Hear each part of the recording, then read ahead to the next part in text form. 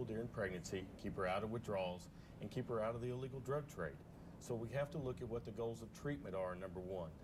And number two, we have to let her know that about half, anywhere from 50 to 60% of the babies who are born who are drug exposed to either buprenorphine, Suboxone, Subutex, or methadone will be born dependent on those drugs. They have to know that up front. But it is treatable, and we have wonderful staff at Niswonger in the NICU that can treat those babies, and it's the right thing to do.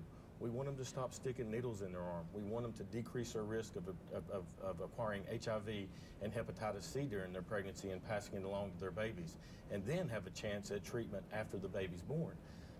Everybody would like you to say, oh, just stop. And that would be wonderful. The reality is that's very hard and rarely happens. So medication is the right thing to do. The women are doing the right things. They can feel good about themselves, and then they can follow up after pregnancy, after they've given birth, for further treatment through organizations such as Lisa's.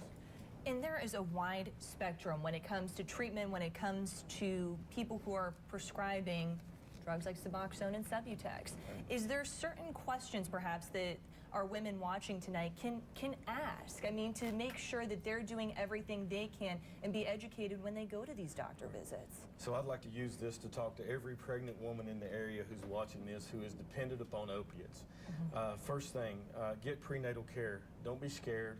Go to your OBGYN physician and tell them that you are dependent upon opiates, and get a referral to somebody who can help you with medication-assisted therapy. The next thing is that no drug will prevent you from giving birth to a baby that can possibly have neonatal abstinence syndrome. But remember, that's not the goal. The goal is to have a live baby we can treat, NAS. We want to get you help with your substance abuse after your baby is born. Now, as far as weaning a woman while she's pregnant, it has to be done in a very specific group of women.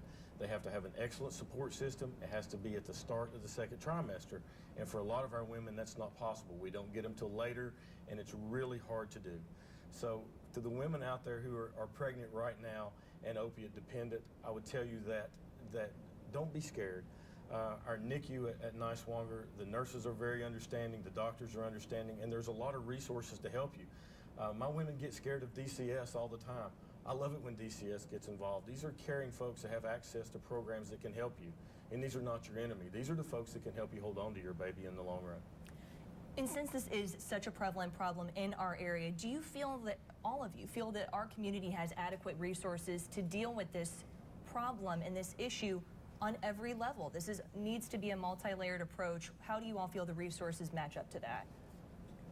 Well, I feel like that we definitely need more resources. And in addition to the resources, we need a very well thought out continuum of care.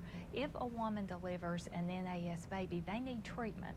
They need to be in a licensed treatment center where they can get the alcohol and drug treatment, as well as parenting education, life skills, psychiatric care if needed, and that process needs to be in place and followed through with all the agencies involved until that family is able to show some signs of health, that baby will be safe and it will be healthy with that family unit. And what seems to be, Lisa, a common link with the women that come in to see you? Any certain backgrounds, histories that seem to link them and perhaps lead them to where they are now in life? Most of the women that get involved with us at Families Free through having a drug exposed or an NAS baby, and I do want to make the statement that the numbers that we have seen about NAS, that doesn't even encompass the drug exposed babies who also present as symptomatic in the hospital. They may not need to go to the NICU and be put on morphine, but they are still in a lot of distress. And you have a mother who also is dealing with her own drug problem, plus she's had a baby, plus she has a baby that's in distress. And what we see is many of these women have been abused. They have had other children many times who have been born drug exposed. Some of the women have criminal histories. A lot of them have very poor support systems that can help them accomplish some of the tasks that they need to. And one of the biggest issues that we are facing as a treatment provider is that so many of these women are also on benzos. So they have the Suboxone or the Subutex, plus they have benzos. So you have a woman, if she continues that after the delivery, that it is very difficult to engage in cognitive behavioral therapy because they have a hard time really grasping those concepts and doing the work that they need to do to change. So that's another big issue in our region. And one of the things you brought up that I think is very important for us to touch on is this isn't just babies born with neonatal abstinence syndrome. I know you were nodding our head when we were talking about just how this is also those that are exposed to drugs. Is that a whole population that isn't being looked at enough as well and factored into these numbers? I think it's just something that we have to keep in mind. You know, when we're thinking about babies who have clinically been diagnosed with NAS, that's kind of the tip of the iceberg. Okay. There are babies who have been exposed to substances but have not withdrawn for whatever reason. They may be predisposed to withdrawal, and we don't know that yet. There's still some research going on about, you know, a genetic component potentially. But you know, we know that 55 to 94%, which is a pretty big range of babies, will withdraw, but that other percentage don't withdraw. But they have been drug exposed, and we know that all drug exposed infants are at risk of harm. And so it's important we don't want to keep ignore that that in mind. population. Absolutely. And I know that Dr. Lloyd, you were just about to say something, it seemed like, and I kind of slightly cut you off, so I want to give you a chance. No, I think what Dr. Thomas said, you know, it'll be very hard to catch the first one. You know, it is very difficult to catch the first one, but I think that the prevention comes with the second child, because we know that that is a high-risk population, and that's where prevention comes in with access to long-acting reversible contraception. And I'm an internal medicine doctor, and if you ever told me that this would be on my radar in medical school, I would have laughed. I didn't think it would be possible, but that is, to me, that's the key right now, is making sure we have access to that for all of our women after we have that first drug-exposed baby. And that's the surest way to prevent it going forward. And one of the things that you just touched on was referencing medical school. And I know you've said in the past the lack of education when it comes to addiction treatment. If you could touch on that, because that is a lot of these who don't have that information now as they're prescribing. Right. I talk about this a lot, and if we look back at our medical school training, I know Cindy probably will agree with this, what we get in medical school training, in medical school and residency with regards to proper prescribing of controlled substances, as well as treatment of acute and chronic pain, is very limited to non-existent. And then we top that off by getting almost no training on recognizing risk factors for addictive disease or how to treat addictive disease. And so it's a perfect prescription for the mess that we're in right now. And I think that if most people on the street understood that, I think it would catch them off guard. I think that they think that we're well trained in those things. And the reality is that we're not. So that whole mentality that some people have of, well, my doctor told me to. Well, I trusted my doctor. Unfortunately, it sounds like it may not be that simple anymore. Absolutely. Every case. Absolutely. The truth of the matter is somebody that has been through addiction treatment knows a whole lot more about addiction than most of the doctors out there. Well, thank you guys so much. We're going to take a quick break. The phone lines are open right now. We're continuing to take your questions, and we'll be right back after this. Nicewonger Children's Hospital, just for kids. Even a supervised drug replacement therapy program can affect a woman's unborn child. The baby may be born dependent on the drug and experience neonatal abstinence syndrome. If you're pregnant and taking methadone, Suboxone, or Subutex, find out the facts about the health of your baby.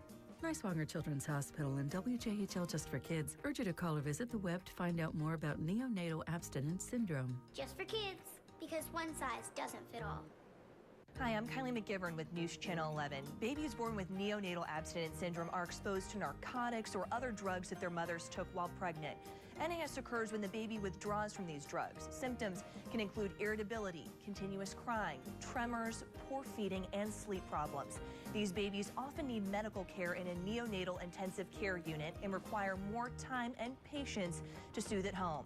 Just visit WJHL.com/justforkids in your corner for more information.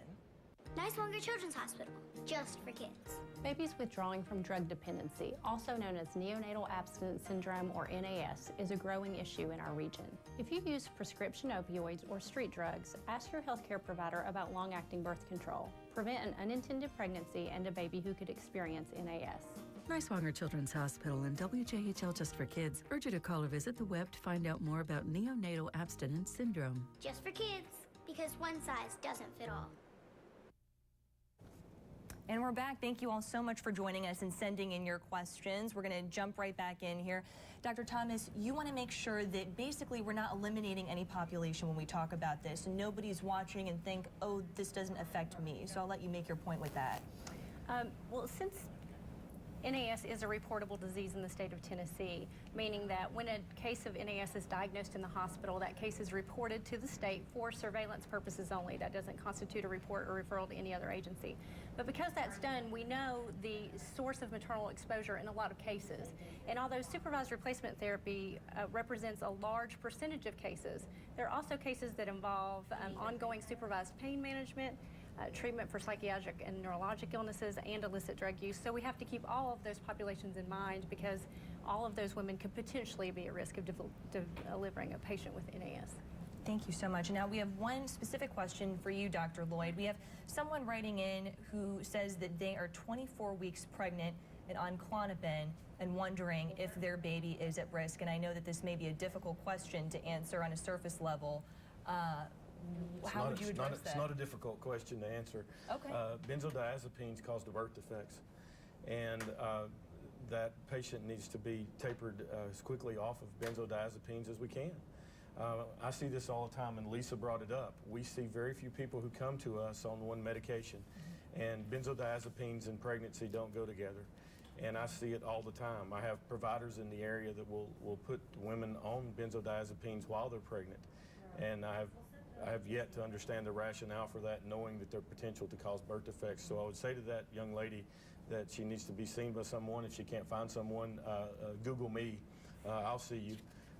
And we've got our phone number right here we can give you. Oh, absolutely. I don't have a problem with that at all.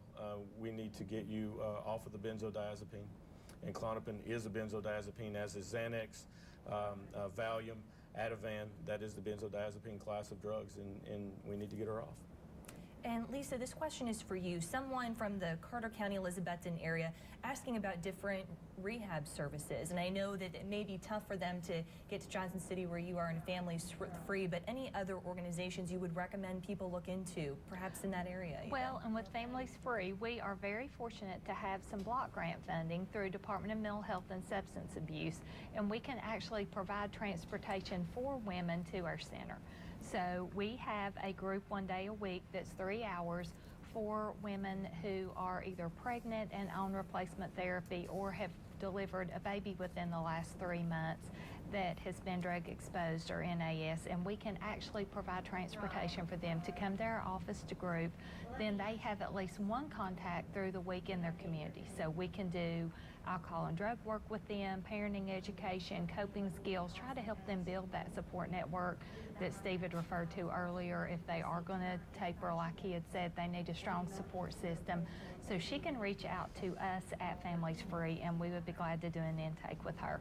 What we also do at Families Free is if women need a higher level of care, then we try to help them get connected with an inpatient alcohol and drug treatment program as well. So they could go through an inpatient program, then come back to Families Free to have some alcohol and drug treatment and wraparound support in the community. And that wraparound support, I know, is something that you all are such huge proponents of. And what is the difference that you see basically in women that don't go that route versus that come into your program where you really encompass so many different things? Well, what we see as a provider for Department of Children's Services, we are involved with about 80 families in Northeast Tennessee right now, and the majority of those families are involved with DCS because of substance abuse on some level or another. And what I personally see is I see these women cycle back through the system. If we get involved with them through doing a parenting assessment, alcohol and drug assessment, in-home family support services, and they do not get involved in a holistic program like Families Free, many times they lose their children. Sometimes they end up going to jail and becoming incarcerated. If they have a substance abuse problem that has progressed to the level that we're talking about here and they do not get treatment, they're going to have a really bad outcome. And Dr. Lloyd, we addressed this question a little earlier, but it sounds like we're still getting a lot of calls, so I want to go back to it for a moment. This is from a woman named Nicole who said, is it not better for mothers to go on Suboxone if they're addicted to drugs? And how does this affect the unborn baby? And I know you said that there can't be any guarantee, but again, I'm seeing several questions related to that, so there may be a lot of misinformation. You will get that. And Nicole, yes, it is better for you to be on replacement therapy. First of all, if you are opiate dependent, you are addicted, it is illegal to prescribe opiates for opiate dependence or opiate addiction, something called the Harrison Act.